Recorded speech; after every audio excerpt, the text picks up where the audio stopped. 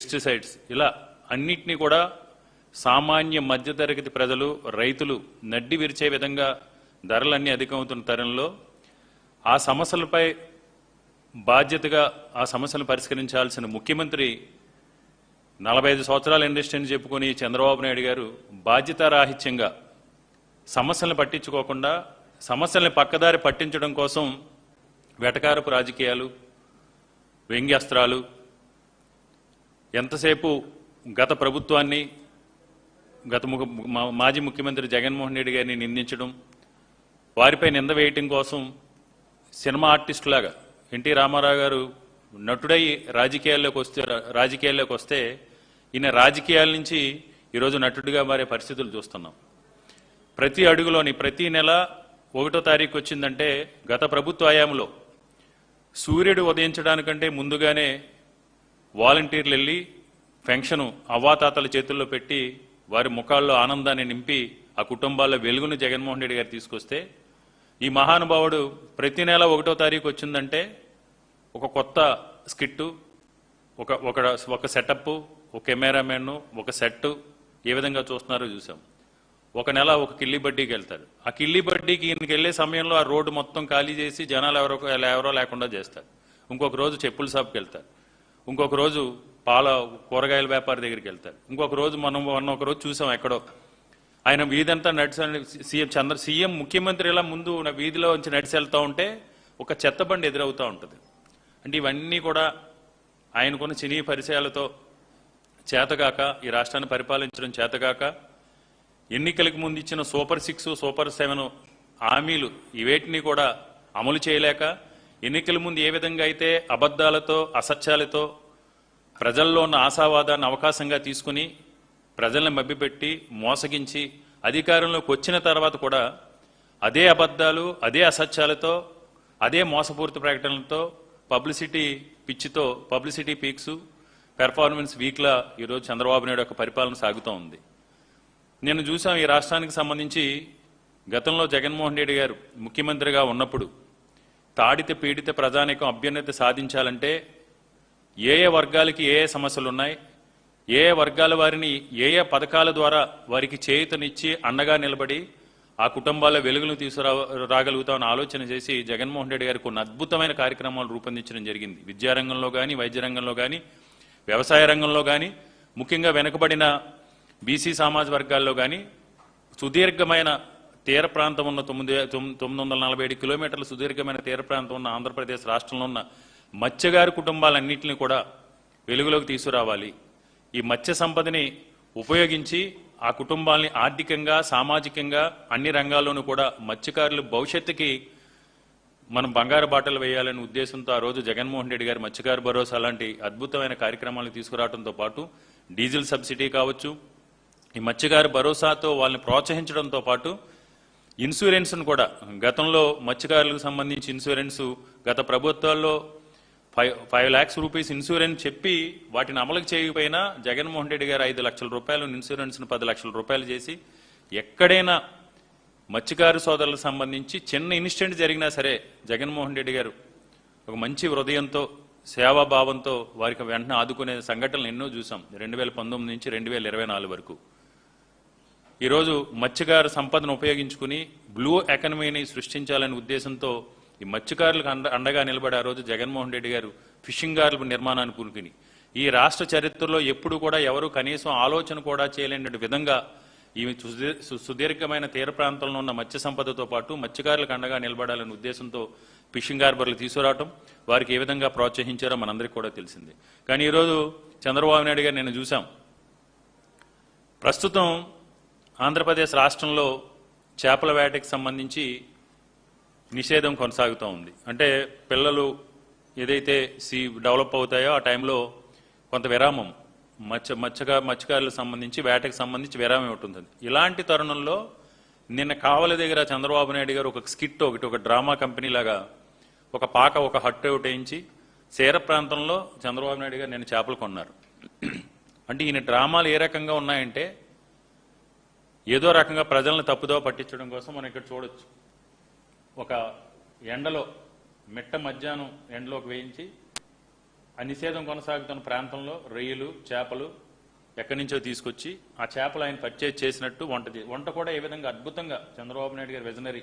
ఎందుకంటే cell phone ఆయనే కనిపెట్టారు, ఇప్పుడు మనకున్న ఫ్లైట్స్ ఇవన్నీ కూడా ఆయనే కనిపెట్టారు. అదేవిధంగా కొత్తగా కనిపెట్టింది ఏంటంటే మోడీ గారి దయ వల్ల, కూటమి ప్రభుత్వం దయ వల్ల మనకు గ్యాస్ కొరత, గ్యాస్ రేట్లు పెరిగినాయి కాబట్టి గ్యాస్ లేకుండా కూడా వంట చేయొచ్చు అనేది ఇప్పుడు చంద్రబాబు నాయుడు గారు కొత్తగా ఈ విజనరీ కనిపెట్టింది ఏంటంటే మనం అందులో చూడొచ్చు. ఎలాంటి వేడి లేకుండా, ఎలాంటి మంట లేకుండానే చేపల పులుసు, చేపల ఫ్రై, ఇది ఈరోజు చంద్రబాబు నాయుడు గారు చేస్తున్న డ్రామాలు. మేము ఒకటే డిమాండ్ చేస్తున్నాం, చంద్రబాబు నాయుడు గారు, ప్రజలు మీకు ఒక మ్యాండేట్ ఇచ్చారు. మీరు అబద్ధాలు చెప్పారో, మోసం చేశారో, లేకపోతే సూపర్ 6 అని, సూపర్ 7 అని, ఆడబిడ్డనిదని, మత్స్యకార భరోసా అని, నిరుద్యోగ భృతి అని, ఇంటింటికి 3 సిలిండర్లు ఫ్రీ అని, తల్లికి వందనం ఎంతమంది ఉంటే అంతమందికని, పెన్షన్ సంబంధించి సూపర్ 6 అని హామీలు ఇచ్చారో అధికారంలోకి వచ్చారు. ఈరోజు మీకు పరిపాలించడం చేత కావట్లేదు, మీ హామీలు అమలు చేయడం మీకు అంతకంటే చేత కావట్లేదు. అన్నిటికంటే కూడా ముఖ్యంగా మీరు మతిమరుపో లేకపోతే ఇంటెన్షనల్గానో ప్రతి చోట కూడా ఈరోజు ప్రజలు ఎక్కడికి వెళ్ళినా సరే, ఏ మీటింగ్లోకి వెళ్ళినా అది సంక్షేమ పథకం రిలీజ్ సంబంధించిందైనా, ఒక ఇండస్ట్రీ శంకుస్థాపన సంబంధించి అయినా, ఒక ఇండస్ట్రీ ఇనాగ్రేషన్ సంబంధించి అయినా, ఒక పెట్టుబడుల సదస్సు అయినా, ఎక్కడైనా పెట్టుబడుల సదస్సులు జరిగితే ఎవరైనా ఏం మాట్లాడతారంటే ఆ పెట్టుబడులదారికి మేము ఎలాంటి ప్రోత్సాహాలు ఇస్తున్నాం, ఏ విధంగా పెట్టుబడులు మేము ఆకర్షించాం, ఈ పెట్టుబడుల వల్ల ఆ ప్రాంతానికి ఎలాంటి మేలు జరుగుతుంది, ఆ ప్రాంతంలో ఎంతమందికి ఉపాధి కలుగుతుంది, ఆ ఉపాధి ఉద్యోగ అవకాశాలతో పాటు ఈ రాష్ట్రానికి ఏ రకంగా ఆదాయం వస్తుందని మాట్లాడుతున్నాం. కానీ ఈయన ఏమీ మాట్లాడట్లేదు. ఎంతసేపు 2 సంవత్సరాలు అయింది అధికారంలోకి వచ్చి, ఏమీ చేయలేకపోయాం, ఈ రాష్ట్రాన్ని పరిపాలించడం మన చేత కావట్లేదు. రేపు మళ్ళీ వచ్చేది అధికారం, ప్రజలందరూ కూడా జగన్మోహన్ రెడ్డి గారు చేసిన సంక్షేమం గురించి, జగన్మోహన్ రెడ్డి గారు చేసిన అభివృద్ధి గురించి చర్చించుకుంటూ ఉన్నారు. ఏదో రాకుండా మనకి ఛానల్స్ ఉన్నాయి, పత్రికలు ఉన్నాయి, వీటి ద్వారా జగన్మోహన్ రెడ్డి గారి మీద బురద చల్లాలనే ఉద్దేశంతో సమయం సందర్భం లేకుండా వెటకారంతో ఒక బాధ్యతాయుత పదవిలో ఉన్న ముఖ్యమంత్రి స్థానంలో ఉన్న వ్యక్తి వెటకారంతో, వ్యంగ్యాస్త్రాలతో జగన్మోహన్ రెడ్డి గారిని, గత వైఎస్ఆర్ కాంగ్రెస్ పార్టీని దూషించడం. నిన్న ఒకవైపు తండ్రి ఏమో అక్కడ ఎలాంటి మనం చూసాం, గాడిలో వంట ఉండటం ఎలాగానే చూసాం. ఒకవైపు కొడుకేమో నేను ఇంటికి తీసుకొచ్చి మత్స్యకారులను తీసుకొచ్చి డ్రామా ఆడుతున్నారు. గతంలో మనం చూసాం మత్స్యకారుల బోట్లకు సంబంధించి ఏం జరిగిందో అనే పరిస్థితి చూసాం. పోలీసులు సీజ్ చేసిన బోట్లని ఎవరన్నా దొంగిలించడం అనేది హాస్యాస్పదం. పోలీసులు సీజ్ చేసిన బోట్లని ఏదో పోలీస్ స్టేషన్లనే దొంగిలించిన విధంగా ఏ విధంగా చేశారో ఆ డ్యామేజ్ని కవర్ చేసుకోవడం కోసం ఆయన నేనేదో రకరకాలుగా చంద్రబాబు నాయుడు గారు ఏ విధంగా మాట్లాడారు, ఎవడు అడ్డుకుంటాడు, ఎవడు చేస్తాడు, మన తీరం మన ఇష్టం అంటే జగన్మోహన్ రెడ్డి గారు గతంలో చెప్పారు. జువ్వెలదిన్నికి వెళ్ళినప్పుడు మిమ్మల్ని అడ్డుకునేది ఎవరు, మీ హక్కుల్ని భంగం కలిగించేది ఎవరు, నేను మీకు రక్షణగా ఉంటానని జగన్మోహన్ రెడ్డి గారు వాళ్ళకి నమ్మకాన్ని, భరోసాని కల్పించడం జరిగింది. దాన్ని ఈరోజు ఈ స్కిట్ చంద్రబాబు నాయుడు మళ్ళీ కాపీ చేసి ఈ విధంగా మాట్లాడుతున్నాడు. గత నెలలో కూడా మనం చూసాం చంద్రబాబు నాయుడు గారి యొక్క ధోరణి. 45 సంవత్సరాల ఇండస్ట్రీ, కేంద్ర ప్రభుత్వం నా వల్లే నడుస్తుంది, ఈ దేశంలో నేనే సీనియర్ రాజకీయ నాయకుని అనుకునే చంద్రబాబు నాయుడికి ఎంత అవగాహన రాహిత్యంతో, ఎంత బాధ్యత రాహిత్యంతో రాజకీయాలు చేస్తున్నాడనే దాని నిదర్శనం ఏంటంటే ఈ రాష్ట్రంలో, ఈ దేశంలో పెట్రోల్కు సంబంధించి, డీజిల్కి సంబంధించి డిమాండ్ అండ్ సప్లై మీద కూడా కనీస అవగాహన లేని ముఖ్యమంత్రి, సీనియర్ నాయకుడు, ఈ దేశంలోనే అత్యంత వృద్ధ రాజకీయ నాయకుడు ఎవరన్నాడంటే చంద్రబాబు నాయుడు మాత్రమే. దానికి నిదర్శనం ఏంటంటే గత నెలలో ఎవరైతే సామాన్యులు, చదువు సంధ్య లేని పేద ప్రజలు, లేకపోతే కొంతమంది ఎవరైనా సామాన్యులు అంటే వాళ్ళు ఎవరైనా ఆందోళన ఏ విధంగా చెందుతారో ఆ విధంగా రాష్ట్రం ఏమైపోయినా పర్వాలేదు, మిగతా 25 జిల్లాలు ఏవైపోయినా పర్వాలేదు, అమరావతిలో నిర్మాణాలు ఆగకూడదు, అమరావతిలో నిర్మాణాలు ఆగితే తనకు వస్తున్న 70%, 80% కాంట్రాక్టర్లో కమిషన్లన్నీ కూడా ఆగిపోతాయి.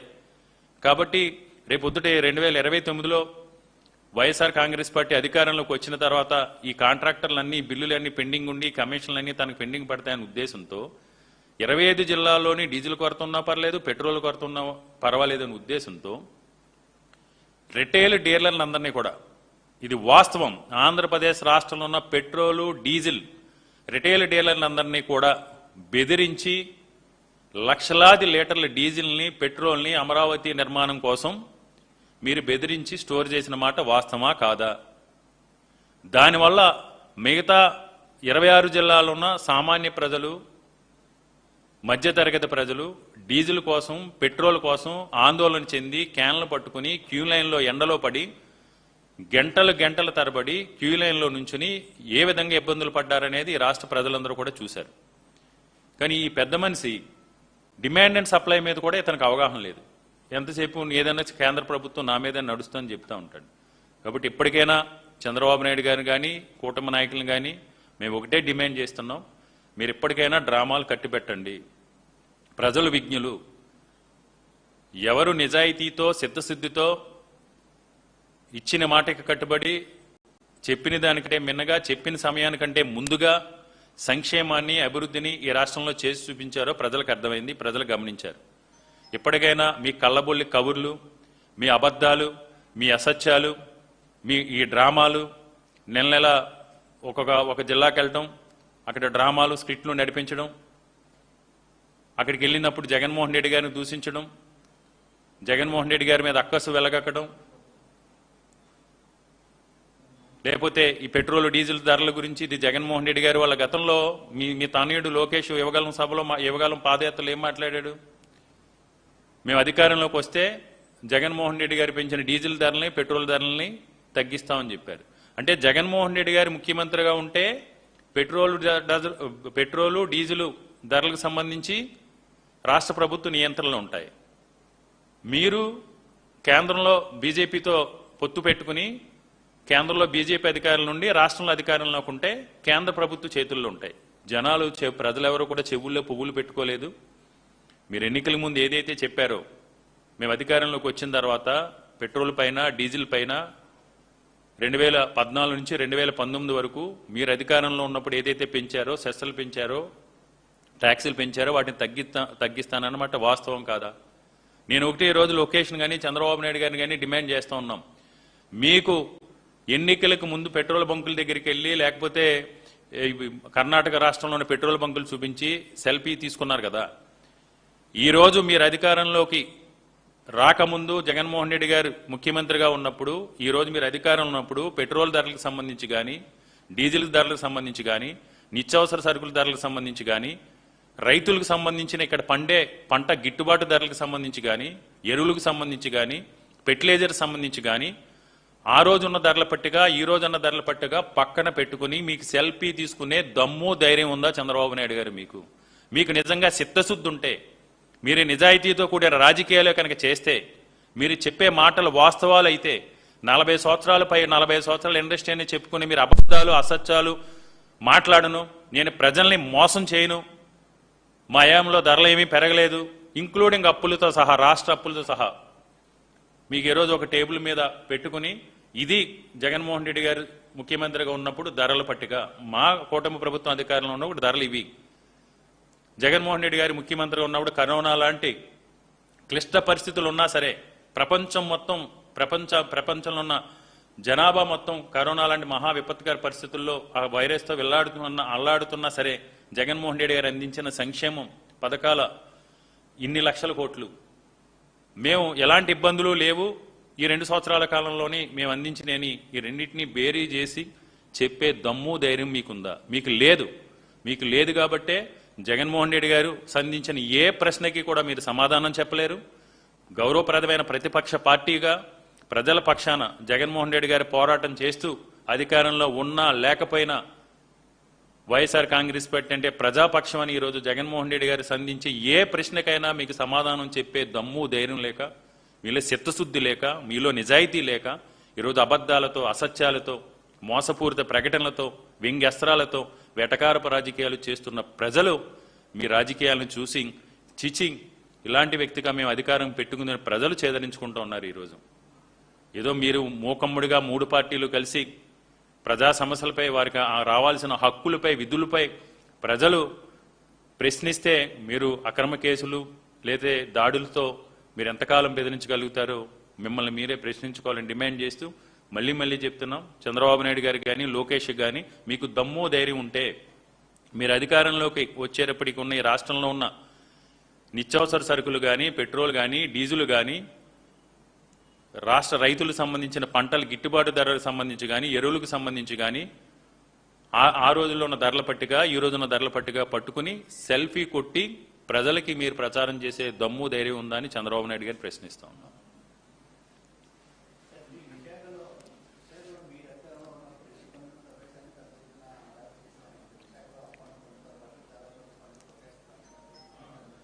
ఈరోజు విశాఖలో ఋషికొండ అనేది ప్రజల్ని వారుకున్న సోషల్ మీడియా ద్వారా ప్రచార మాధ్యమాల ద్వారా ఎంత మభ్యపెట్టి మాయ చేసి దుష్ప్రచారం చేశారంటే ఈరోజు ఏదైతే జగన్మోహన్ రెడ్డి గారి హయాంలో ఒక ప్రభుత్వం ఒక అసెట్ని క్రియేట్ చేయాలి, ఒక పరిపాలనా రాజధానిగా ఆ రోజు ఒక వాణిజ్య రాజధానిగా విశాఖపట్నాన్ని అభివృద్ధి చేయాలనుకున్నప్పుడు ఋషికొండలో ఉన్న ఏపీ టూరిజం బిల్డింగ్స్ ఋషికొండలో ఏదైతే జగన్మోహన్ రెడ్డి గారు నిర్మాణం చేశారో కొన్ని దశాబ్దాలుగా అక్కడ 2 బార్లు ఉండి జగన్మోహన్ రెడ్డి గారు ఏదైతే నిర్మాణం చేశారో గతంలో అక్కడ 2 బార్లు ఉండి ఒక కన్వెన్షన్ సెంటర్ ఉండే 46 రూమ్స్ ఉండేవి, టూరిస్ట్ ప్లేస్. దాన్ని అంటే బార్లు తీసి ఒక ప్రభుత్వ భవనం కట్టడాన్ని తప్పంటే వీళ్ళెంత ఎలా గుండు కొట్టారని ఏ విధంగా ప్రచారం చేశారో చూసాం. ఈరోజు విశాఖపట్నంలో ఉత్తరాంధ్ర ప్రాంత ఇలవేల్పు శ్రీ వరాహలక్ష్మీ నరసింహస్వామివారు ప్రతి సంవత్సరం కూడా గిరి పౌర్ణమి రోజున గిరి ప్రదక్షిణ అనే ఒక మంచి అద్భుతమైన ధార్మిక కార్యక్రమం అందరూ కూడా భక్తులందరూ కూడా ప్రతి సంవత్సరం సుమారు 7 లక్షల నుంచి 8 లక్షల మంది సింహాచలం నరసింహస్వామిని దర్శనం చేసుకుని అక్కడి నుంచి సింహాచలం కొండ చుట్టూరు కూడా గిరి ప్రదక్షిణ చేస్తారు, సుమారు 32 కిలోమీటర్లు. ఆ గిరి ప్రదక్షిణ కొండలో 160 ఎకరాల్ని ఈరోజు సనాతన ధర్మం అని లేకపోతే హైందవ ధర్మం అని మేమే హిందూ ధర్మ పరిరక్షకంలోని చెప్పుకునే ఈ పెద్ద మనుషులు ఈరోజు 160 ఎకరాలని గూగుల్ సంస్థకి ఇచ్చారు. ఇదే చంద్రబాబు నాయుడు గారు ముఖ్యమంత్రిగా ఉన్నప్పుడు గతంలో ముఖ్యమంత్రిగా ఉన్నప్పుడు విశాఖపట్నంలో ఉన్న సెంట్రల్ జైల్ని అడివరం ప్రాంతానికి షిఫ్ట్ చేసి అప్పుడు కూడా ఈరోజు విశాఖపట్నంలో ఏదైతే సెంట్రల్ జైలు ఉందో ఆ సెంట్రల్ జైలును కూడా ఏదైతే సింహగిరి కొండలోనే చంద్రబాబు నాయుడు గారు ఇవ్వటం జరిగింది. ఇదే చంద్రబాబు నాయుడు గారు ముఖ్యమంత్రిగా ఉన్నప్పుడు 1999లో సింహాచలం డిపోకు సంబంధించి ఆర్టీసీ డిపో సంబంధించి కూడా సింహాద్రి అప్పన్న భూములనే చంద్రబాబు నాయుడు గారు ఇవ్వటం జరిగింది. ఒకవైపు చెప్పడానికి ఎన్నైనా నీతులు చెప్తారు. ఈరోజు ఇంకొక అంశం, గతంలో జగన్మోహన్ రెడ్డి గారు ఒక పీఠాధిపతికి సంబంధించి ఒక ధార్మిక కేంద్రాన్ని ఒక మెమోరియల్ని ఆదిశంకరాచార్య మెమోరియల్ని నిర్మిస్తా ఉంటే 15 ఎకరాలు జగన్మోహన్ రెడ్డి గారు భీముల దగ్గర ఉన్న పావురాల కొండని చెప్తారు, బౌద్ధ రామాలకు ప్రసిద్ధి.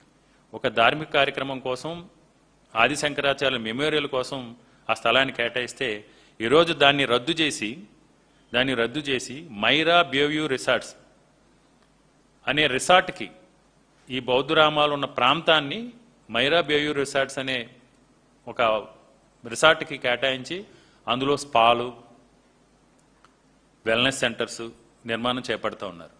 కాబట్టి ఇవన్నీ కూడా ప్రజలన్నీ కూడా గమనిస్తూ ఉన్నారు. మీరు ఏ విధంగా ఒకవైపు దేవుడు అంటారు, ఒకవైపు దెయ్యంలా ఎలాంటి రాజకీయాలు మీరు చేస్తున్నారో ప్రజలందరూ కూడా గ్రహించారు. మీరు ఎన్ని అబద్ధాలు చెప్పినా అసత్యాలు చెప్పినా ప్రజలందరూ కూడా విజ్ఞులు. ప్రజలు తప్పకుండా రాబో రోజుల్లో మీకు తగిన గుణపాఠం చెప్తారు.